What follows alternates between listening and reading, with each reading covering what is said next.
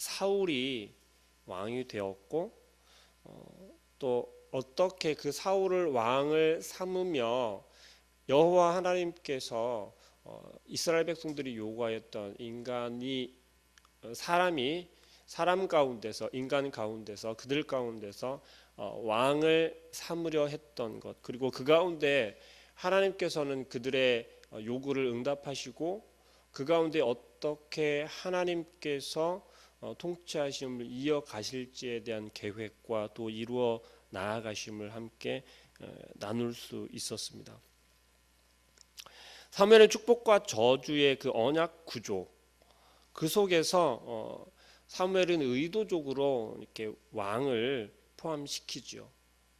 무슨 얘기냐면 지난 시간에 함께 나눴었던 것처럼 사무엘의 고별 설교 가운데 이스라엘 백성들이 어떻게 해야 되며 그들이 원하던 대로 왕을 세워서 왕의 통치를 받기는 하지만 그 가운데서도 여호와를 섬기는 것을 잃어버리거나 소홀히 하거나 떠나면 안 된다라는 것을 강조했었어요. 그리고 그 가운데에 왕도 포함을 시켰다라는 겁니다. 다시 말하면 사울 왕도 이스라엘 백성들이 여호와 하나님을 섬기고 예배하고 그 말씀에 순종해야 함과 동일하게 왕 역시도 하나님의 말씀을 따라야 하고 그 여호와 하나님의 다스림 가운데 있어야 한다라는 것을 이야기를 한 것이죠.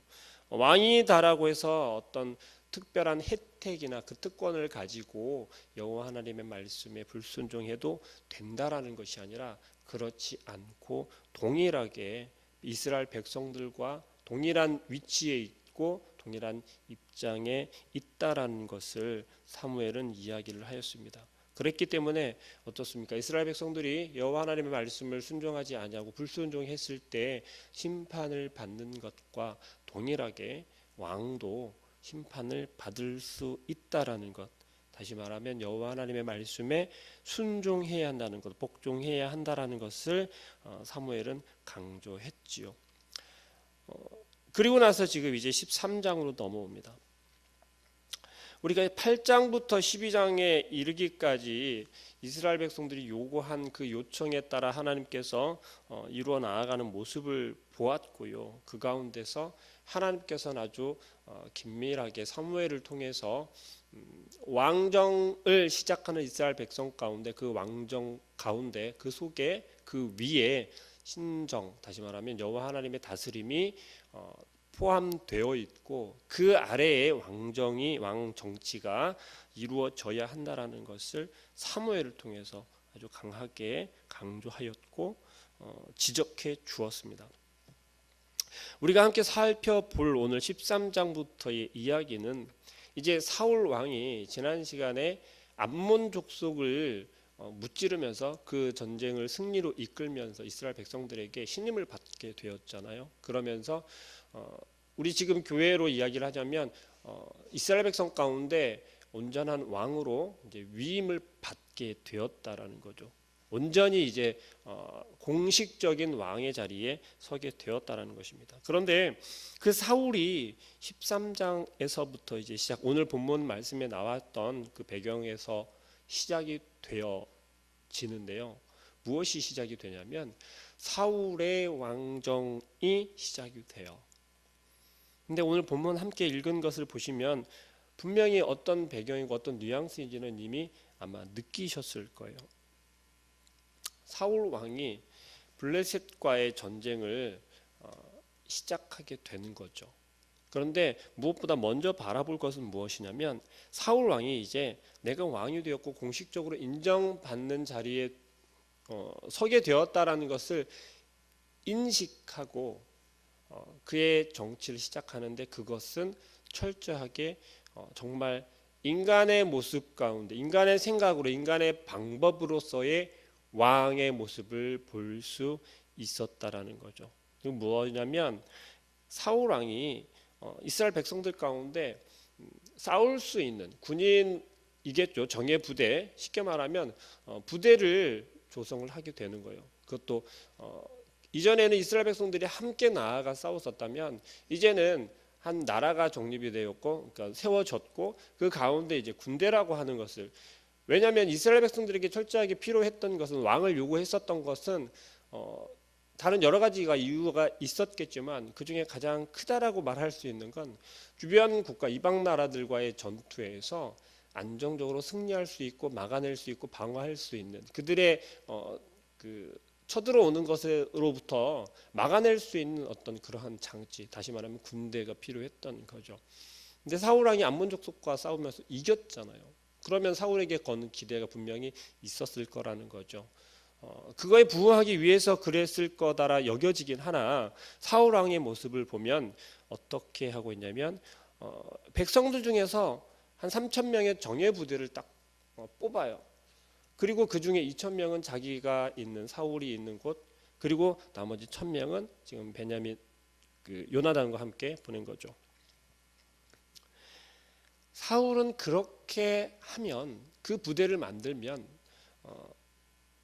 블레셋과 그 외 이방 족속들로부터의 전쟁에서 막아낼 수 있고 이겨낼 수 있을 거라 여겼던 거죠. 그러니까 우리가 먼저 생각해 볼 것은 이거예요. 사울이 암몬 족속과 싸울 때, 그보다 조금 더 나아가서 사울 왕이 사무엘을 만나고 여호와 하나님께 어떤 상태가 되었냐면 하나님의 영이 강하게 감동되었다라고 그랬어요. 사울에게 여호와의 영이 함께하고 있었다라는 거죠. 그리고 암몬 족속과의 전투 가운데서도 그랬어요. 사울 스스로가 그 암몬 족속을 물리쳐야겠다, 몰아내야겠다라고 나아간 것이 아니라 하나님의 영이 강하게 감동함에 사울이 담대함을 가질 수 있었다라는 거죠. 그래서 오늘 시작하면서부터 보면 13장 1절 시작할 때부터 보면 여호와 하나님에 대한 언급은 하나도 없어요. 사울이 하나님께 구하거나 하나님께 묻거나 아니면 하나님께 방법을 구한 것이 아니라 사울의 머리에서 나오기 시작하는 거죠. 사울의 마음 가운데서 사울의 자기의 방식대로, 자기가 생각한 대로 하기 시작한다라는 거예요. 그렇게 시작한 것이 이스라엘 백성들이 요구한 게 어떤 왕이었다라고 그랬죠? 블레셋으로부터의 전쟁에서 보호받을 수 있는, 막아낼 수 있는 그러한 왕이었다는 거죠.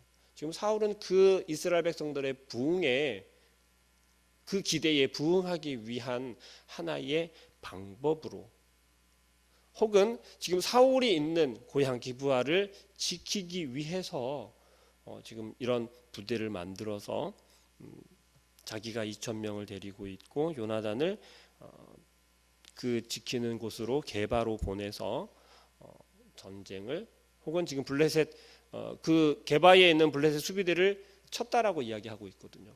그러면 어떤 작전 지시를 내렸거나 선전포고를 한 거다라고 여길 수 있겠습니다. 결국 성공을 했어요. 어떤 게 성공이냐면 요나단이 가서 수비대를 치는 것으로는 성공을 했습니다. 그런데 이게 어떤 사단이 나냐면요, 블레셋 사람들이 어떤 족속입니까? 굉장히 강하고 억센 족속이라는 거죠. 철을 다룰 줄 아는 그러한 족속이었다란 말이에요. 5절 말씀에 보니까 이렇게 이야기하죠. 블레셋 사람들이 이스라엘과 싸우려고 모였는데 병거가 3만이요 마병이 6,000명이요 백성은 해변에 모래같이 많더라라고 설명하고 있습니다. 이스라엘 백성들이 생각했을 때는 어떤 생각을 했을까요? 당당히 맞설 수 있을 거다라고 아마 여겼을 거예요. 왜요? 한번 암몬 족속을 아주 크게 물리쳤잖아요. 승리했잖아요. 그 경험이 있다라는 거죠. 사울이 자기들의 왕이 되었고 사울이 함께 싸우면 반드시 이길 수 있을 거다라는 기대를 했을 거란 말입니다. 그런데 이들 가운데는 지금 여전히 어떤 게 없습니까? 무엇이 배제되어 있습니까? 여호와 하나님께서 함께 하심이 없다라는 거예요. 이들이 구하는 것은 그들이 목숨이 떨어지게 생겼고 위급한 상황에서는 암몬 족속이 쳐들어올 때 쳐들어오지도 않았죠. 선전포고를 했었잖아요. 그때 이스라엘 백성들은 어땠습니까? 하나님께 구해서 우리를 살려달라고. 사울과 함께하면 그들의 담대함이 여호와 하나님의 손이 함께 하심으로 그들이 승리할 수 있음을 알았다는 거죠. 그런데 지금은 또 어떤 모습이에요? 이스라엘 백성들은 하나님을 찾지 않았어요. 그들이 세우는 왕이 그들을 보호해 줄 거다라고 여기고 있었고 그 사울을 믿고 있었다는 거죠. 그래서 어떻게 합니까? 사울이 나팔을 불어 이스라엘 백성들을 불러 모으니 그들이 모였다라고 그랬어요. 어떤 생각으로 어떤 마음가짐으로 이들이 모였습니까? 사울 하나만을 바라보고 그저 모인 거란 거죠. 여호와 하나님의 능력을 의지한 것도 아니었고 여호와 하나님의 그 손을 의지한 것도 아니고 하나님의 영이 그들을 감동시켜 그 감동 가운데 담대함으로 모인 것도 아니었다라는 거예요. 우리는 어떻습니까? 한 번 기도의 응답 받았다고 해서 한 번 우리가 모여서 열심히 하나님의 말씀에 순종하여 이루어냈다라고 하여서 그 다음에 또 기도할 때, 예배할 때, 나아갈 때 여전히 우리는 하나님을 의지합니까? 아니면 한 번의 성공을, 한 번의 이루어짐을, 한 번의 응답을 기억하며 그것을 의지하고 그것을 바라보며 나아가고 계십니까? 철저하게 이스라엘 백성들을 통해서 우리에게 보여주시는 하나님의 계획은 뭐냐면 여전히 끊임없이 하나님께서 함께 해야만 하고 한 번이라도 한순간이라도 여호와 하나님으로부터 시선을 돌리게 되면 실패할 수밖에 없다라는 것을 아주 철저하게 보여주고 계시다라는 거예요. 사울은 여전히 사울은 깨닫지 못하고 있었다는 거죠. 이스라엘 백성들은 더 그러했다라는 겁니다. 지금 블레셋 군대가 이스라엘 백성에게 수비대가 공격당한 것을 복수하기 위해서 전쟁을 하기 위해서 몰려 나오는데 그 수가 어마어마한 거예요. 표현되기로는 이스라엘 백성의 100배라고요. 100배. 그리고 그 블레셋 백성들이 모인 것은 해변의 모래와 같이 많다라고 표현하고 있습니다. 그 모습을 본 이스라엘 백성들은 어떤 모습을 보이고 있습니까? 6절 말씀 이렇게 얘기하잖아요. 이스라엘 사람들이 위급함을 보고 절박하여 굴과 수풀과 바위 틈과 은밀한 곳과 웅덩이에 숨으며 어느 누구 하나도 하나님을 부르짖으면서 우리를 구해달라고 우리들을 저들의 손에서 건져달라고 외치는 사람 하나도 없다라는 거예요. 숨기에 바빴고 자기 자신들의 목숨을 유지하기 위해서 부지하기 위해서 노력하는 모습들만 보여지고 있다라는 것입니다. 7절 말씀에 어떤 히브리 사람은 요단 건너 갓과 길앗 땅까지 도망갔다라고 이야기하고 있어요. 모든 백성들이 그 블레셋 군대와 백성들이 몰려오는 모습만 바라보고도 두려워 떨고 있다라는 거예요. 우리의 신앙생활 가운데서 우리의 삶 가운데서 우리는 실수할 수 있습니다. 넘어질 수도 있습니다.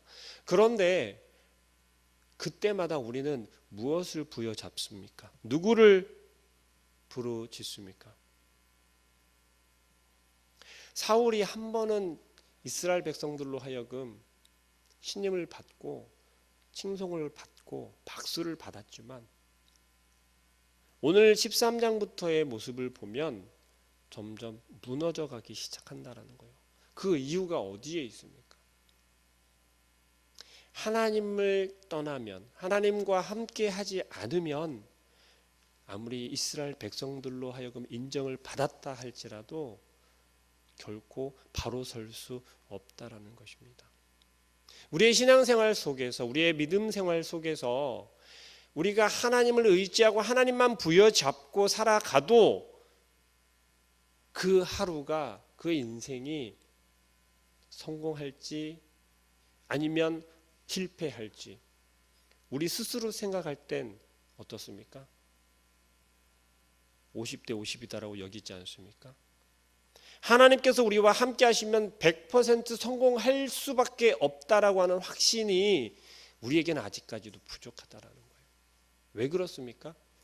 보여지는 게 없으니까 그런 거죠. 우리 눈앞에서 되어지는 게 없고 우리 눈앞에서 하나님께서 일하신다라고 하는, 하나님께서 이루셨다라고 하는 것이 우리 눈앞에 보여지지 않는다라고 해서, 혹은 이스라엘 백성들처럼 안정되어진 것처럼 보여지기 때문에 하나님을 망각하고 하나님을 떠나기 시작한다라는 것입니다.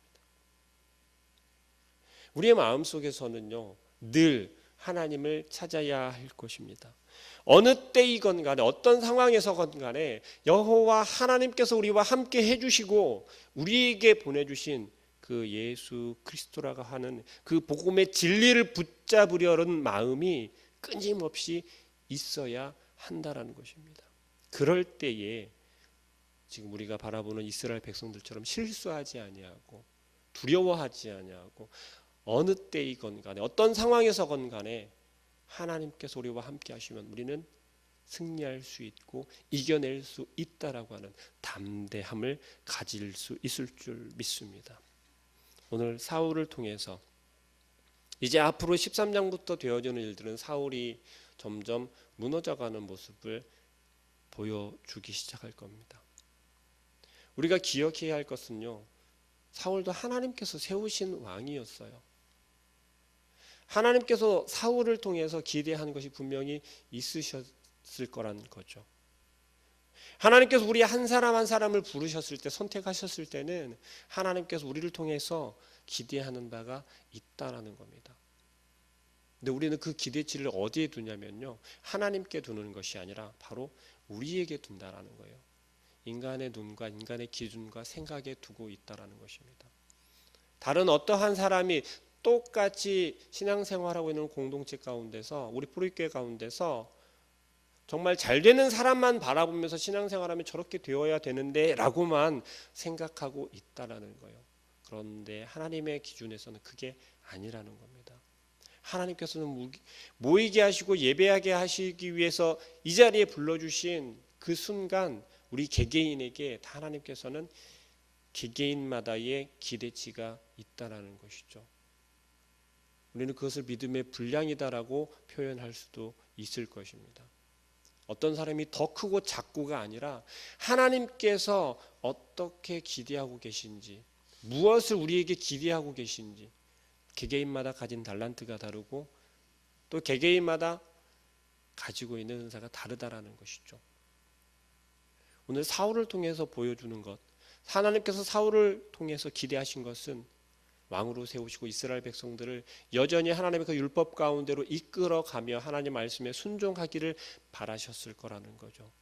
하나님을 통한 담대함을 가진 이스라엘 백성이 되기를 원했고, 하나님의 그 능력의 손을 통한 하나님의 일을 이루어 가기를 원하셨을 거라는 거죠. 우리에게 말씀하시는 하나님의 그 말씀에 우리는 귀를 기울여야 하겠습니다. 오늘 하루도 우리에게 허락하시는 것은, 오늘 하루를 통해서 하나님께서 우리에게 기대하는 바가 분명히 있다라는 것이죠. 그것이 우리 눈에 보이기에 우리가 실수하는 것이고 우리가 넘어지는 것일 수도 있습니다. 그렇게 보여질 수 있습니다. 실제로 넘어질 수도 있고요. 그러나 하나님께서는 우리에게 넘어지기를 바라고 우리가 넘어지게 내버려 두는 것이 아니라는 것입니다. 우리가 실수하기를 바라면서 실수할 때까지 기다리시지 않는다라는 것이죠. 왜 실수하고 넘어집니까? 우리가 그 순간에 하나님을 찾지 않고 하나님을 부여잡지 못하기 때문에 그렇다라는 것입니다. 오늘 하루를 살아갈 때 우리가 넘어지지 않으려면, 실수하지 않으려면 하나님, 오늘 나와 함께 하심을 내가 굳게 믿습니다. 오늘도 나와 함께 하시며 나를 통해서 나타내실 하나님의 그 일하심을 기대합니다 라며 하나님을 붙잡을 수 있는 우리 모든 성도님들 되길 소망합니다. 함께 기도하겠습니다. 사랑하는 하나님, 하나님께서 이스라엘 백성들에게 그들의 요구대로 왕을 세워주시고 또한 그 가운데 하나님의 통치하심을 이어가기를 원하셨던 것을 우리는 기억하기를 원합니다.